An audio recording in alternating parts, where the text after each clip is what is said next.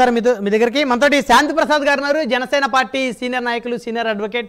శాంతి ప్రసాద్ గారు నమస్తే అండి. ముందుగా మీకు కంగ్రాచులేషన్స్, ముందస్తు శుభాకాంక్షలు. మీ వాయిస్ మీట్లో ఉంది, ఒకసారి అన్మ్యూట్ చేయండి. నమస్తే బ్రహ్మనాయుడు గారు, మీకు సోదరుడు పూడి గారికి, ఇవాళ ఓడినా కానీ ధైర్యంగా ముందుకు వచ్చిన సోదరుడు చిన్నపరెడ్డికి ధన్యవాదాలు. ఒకటైతే చెప్తున్నాము, ఇది మా కూడా ప్రజల గెలుపు, ప్రజాపక్షం గెలుపు. పవన్ కళ్యాణ్ గారు చెప్పింది ఏంటంటే ప్రజాపాలన తీసుకొస్తాము, రాజ్యాంగబద్ధమైన పాలన, చట్టబద్ధమైన పాలన ఎట్లా ఉంటుందో మీరు చూపిస్తారని సంవత్సరాలు అన్నారు. రేపు మీరు రాబోయే దాన్ని దృష్టి పెట్టాలి. కొంచెం పెద్దగా మాట్లాడరా శాంతి ప్రసాద్ గారు? అంటే నాకు జలుబు ఉంది. ఓకే ఓకే ఓకే పడుతుందండి. Yeah please continue. ఇప్పుడు మీరు ఇందాక కొన్ని బయట వేశారు, రోజా, రోగి రమేష్, ఇంకెవరెవరో వేశారు. దానికి పవన్ కళ్యాణ్ గారు డైరెక్ట్ గుర్తిస్తారు. నేను నా వారాహి మీద ఆంధ్రప్రదేశ్ వస్తున్నాను, ఎవడరా ఆపేది, మనల్ని ఎవడరా ఆపేది. ఈ రెండు డైలాగులు గుర్తుపెట్టుకుంటే తర్వాత ఇంకోటి, జగన్ నిన్ను అధపాతాళానికి తొక్కేస్తాను, నేను వామనుడినై నిన్ను తొక్కేస్తాను. ఈ డైలాగ్ గుర్తుపెట్టుకుంటే వీటన్నిటినీ పట్టుకొని వైసీపీ వాళ్ళు ఎంత ఎటకారం చేశారంటే, అవును, మామూలు వెటకారం కాదు. వెటకారం చేసిన వాళ్ళందరూ కూడా ఎవరు వాళ్ళ డిబేట్కు రావడం.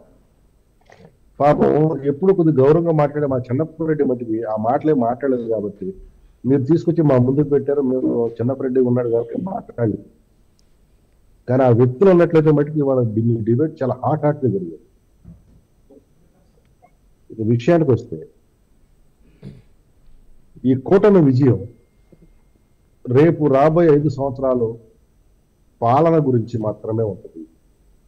ఆంధ్ర రాష్ట్రాన్ని ఏ రకంగా అభివృద్ధి చేయాలి, రాజధాని నిర్మాణము ఇప్పుడు తక్షణ కర్తవ్యం, రాజధాని స్థిరీకరణ, రాజధాని నిర్మాణం, పోలవరం పూర్తి తక్షణ కర్తవ్యం, అలాగే ఉత్తరాంధ్ర, రాయలసీమ సుజల సముద్ర ప్రాజెక్టులు తక్షణ కర్తవ్యం. వీటితో పాటు యువతకి ఉపాధి, ఉద్యోగ కల్పన, పారిశ్రామిక రంగంలో మనం పురోగతి సాధించి పారిశ్రామికవేత్తలు మన రాష్ట్రానికి తీసుకొచ్చి, ఇవి ఈ రాష్ట్ర ప్రభుత్వం ముందున్న సార్ ఏం అర్థం కావట్లేదు. వినపడలేదండి? కంటిన్యూ చేయండి. ప్రజలకు వినపడుతుందా? చిన్నపరెడ్డి గారు వినపడుతుందా? వినపడుతుంది, కొంచెం స్లోగా, అంటే మీకు కొంచెం అన్ఈజీగా ఉందన్నారు కాబట్టి కంటిన్యూ చేయండి సార్. ఓకే. అయితే చెప్తున్నాం, పాలన అంటే ఒదిగి ఉండదు. పాలన అంటే ప్రజల పట్ల కన్సర్న్ ఉండాలి. పాలన అంటే భవిష్యత్తుల గురించి ఆలోచన ఉండాలి. పాలన అంటే రాష్ట్ర ప్రజలైన దగ్గర నుంచి, మహిళల దగ్గర నుంచి, యువత దగ్గర నుంచి, చిన్నపిల్లల వరకు అందరి మీద దృష్టి ఉండాలి. ఇవేమీ లేకుండా నేను నా వాళ్ళు సంక్షేమం ఎవరికి, నేను నొక్కాను నీకు డబ్బులు ఇచ్చాను, నేను నొక్కాను నీకు డబ్బులు ఇచ్చాను, నీకు కృతజ్ఞత ఉంటే నాకు ఓటే. ఇదే ఆ పాలన అంటే. ఏం చిన్నపరెడ్డి ఏం చెప్తావు? అదే ఆ పాలన అంటే. పాలన అంటే అది కాదు స్వామి. రాజశేఖర రెడ్డి కూడా చేశాడు పాలన, ఒకసారి దాన్ని గుర్తు తెచ్చుకోండి. పాలన అంటే అభివృద్ధి ఉండాలి. మొదట ప్రాథమికంగా అభివృద్ధితో కూడిన సంక్షేమం ఉండాలి. అంతే తప్ప సంక్షేమమే అభివృద్ధి అంటే నీ దగ్గర ఉన్న ఆస్తిని కరగబెట్టి నువ్వు జనాలు పంచుతా ఉంటే దాన్ని పాలన అంటారా? దానికి రుజువుతో ఎవడైనా పనికి వస్తాడు. కాబట్టి ఆ దేవుడి దయ మీ అందరి ఉంటే నా వెంట్రుక కూడా అని నా వెంట్రుక కూడా ఎవడు పీకలేడు అన్నారు. అన్ని పీకేశారు ఏపీ ప్రజలు. ఇప్పుడు ఏం లేదు, జగన్మోహన్ రెడ్డి గారు బోడుగుని చేస్తారు. అసలు అతనికి ఇప్పుడు జుట్టు వచ్చే ప్రసక్తే లేదు ఇక. జీవితకాలంలో జుట్టు మామూలు ఇక మళ్ళీ అవును. క్వశ్చన్ లేదు ఇక. అతని రాజకీయాల్లో మళ్ళీ ఇంకొకసారి రానివ్వడం అనేది జరగదు.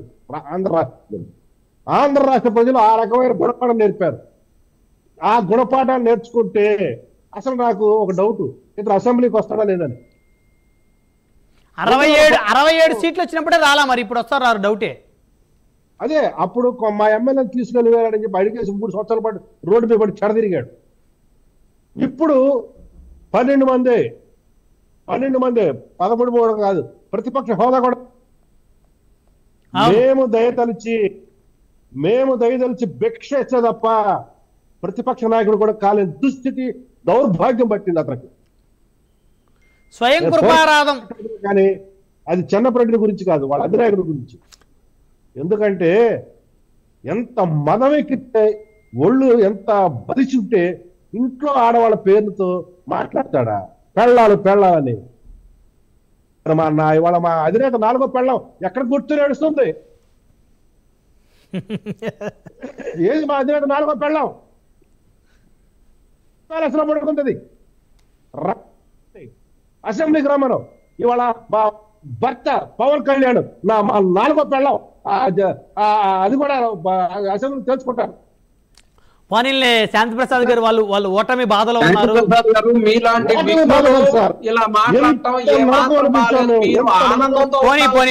పోనీండి.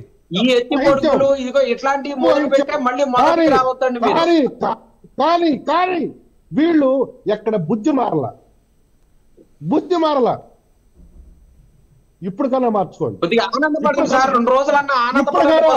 మీ వాడి గౌరవమైన భాష మాట్లాడుతూ శాంతి ప్రసాద్ గారు ఇప్పుడు మీరు సీనియర్ జనసేన పార్టీ సీనియర్ నాయకులు, పెద్ద మనిషి, సీనియర్ అడ్వకేట్, వాళ్ళు ఓటమి బాధలో ఉన్నారు. వారిని ఇంకా ప్రస్తుతానికి అయితే వదిలేసేయండి. ఓటమి బాధ వచ్చింది కాబట్టి తలకాయ ఇచ్చారు, లేకపోతే ఏం చేసేవాళ్ళు? వాళ్ళు బాధలో ఉన్నారు కదా, వదిలేండి సార్. ఓడిపోయి బాధలో ఉన్నారు కదా, పోనీ. ఇప్పుడు వారు ప్రతిపక్షం కూడా కోల్పోయారని పూర్తిగా వాళ్ళు దెబ్బలు వేయాలి. మనకు నచ్చిన ఆకారంలో తెచ్చుకోవాలంటే నేను ఇప్పుడు ఎందుకు మాట్లాడతానంటే, ఆ ప్రతిపక్ష హోదా కూడా లేని ఆ నేత అసెంబ్లీ కన్నా వస్తాడా? అసెంబ్లీలోకి వచ్చి ప్రజా సమస్యల గురించి మాట్లాడతాడా? లేకపోతే నేను ఫస్ట్ క్లాస్ స్టూడెంట్ని వాస్తవం అంటే చెప్తాడా? చూద్దాం. ఇప్పుడు మేము చూద్దాం. ఆ చక్కటి చిరునవ్వు అసెంబ్లీలో, ఆ చక్కటి చిరునవ్వుతో అతను ఏ వాగ్దాటితో అతను మాట్లాడుతారో కూడా మేము చూస్తాం. మేము సిద్ధం. ఒకటి గుర్తు పెట్టుకోండి, రాజకీయాల్లోకి వచ్చారు ప్రజలకు సేవ చేయడానికి ఉండాలి. రాజశేఖర్ రెడ్డి ఏమన్నాడు? అతను పక్క ఫ్యాక్టరీస్ట్ అయినా కానీ నాకు కోపం అనే నర తెగిపోయింది అన్నాడు. కానీ ఇతను ఏం చేశాడు?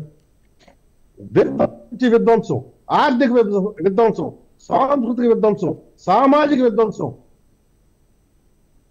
రాజకీయ విధ్వంసం. ఇతను చేయని విధ్వంసం ఏది చెప్పండి? సాంస్కృతిక విధ్వంసం, మతాలకి, ఆ దేవాలయాలని ఏ రకంగా ఇబ్బందులు పెట్టాడు, గురి చేశాడు. రాముడు తల నరికితే ఏమన్నా ఉందా? ఈ కూడాను స్పందించాడా? సాంస్కృతిక విధ్వంసం, సామాజిక విధ్వంసం, కులాల మధ్య చిచ్చు పెట్టాడు. రాజకీయ విధ్వంసం, తన రాజకీయ స్వార్థం కోసం ప్రాంతాల మధ్య విభేదాలు సృష్టించారు 3 రాజ్యాల పేరుతో. ఆర్థిక విధ్వంసం, రాష్ట్రాన్ని అప్పులు పాలు చేసి అధోగతి పాలు చేశాడు. ఈ విధ్వంసకారుడిని దేవుడు తన చక్కటి స్క్రిప్ట్తో, చక్కటి చిరునవ్వుతో చక్కగా తన ఇంటికి పంపించాడు. సో మరికొద్ది సేపట్లో మాజీ ముఖ్యమంత్రి అవనున్న జగన్మోహన్ రెడ్డి. మాజీ అని ఎవరంటారు సార్? ప్రతిపక్ష నేత హోదా కూడా లేని వాడిని. ఇప్పుడు ఆయన ఏమనాలి? పులివెందుల ఎమ్మెల్యే జగన్మోహన్ రెడ్డి. పులి కాదు, గ్రామ సింహం. తీసతలు మారండి. అది పులివెందుల పత్తి సింహం. అది తీసతలు మారండి. ఇక ఏడుగురి సందేంటి రాజశేఖర రెడ్డితో చచ్చిపోయింది ఇక ఆ పౌరుషం, ఆ గౌరవం. ఆ హుందాతనం ఎవరికి రాదులేండి, రాజశేఖర రెడ్డి గారి హుందాతనం.